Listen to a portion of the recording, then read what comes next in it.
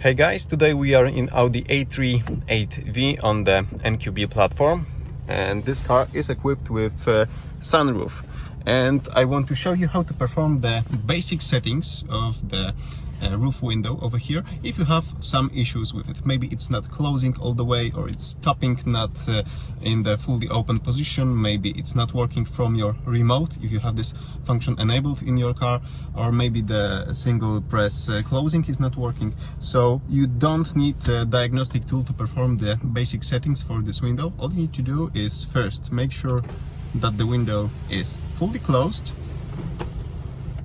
and right now try to close it even more, and keep your finger over here for about 10 or 15 seconds, and the basic settings procedure will start automatically. You need to keep your finger over here,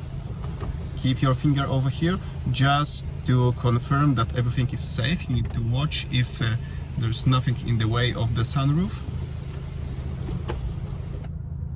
And that's it. Right now I believe you can use the single click function to fully open the sunroof window, as well as the single click to fully close it, because the calibration is now performed, and the control module knows the end positions when the window is fully open, when the window is fully closed, and also pinch protection will work. It should work. I'm not going to try it, but if you are trying to close the sunroof with your hand sticking out from it, it should detect your hand, because it's known that the window should touch the end position of the roof in a certain place, and if it encounters the resistance somewhere else from your hand before it's fully closed, it will know that there's something in the way, there's an obstacle in the way of the window, and it will retract a little bit just to keep you free, and that's pretty much how this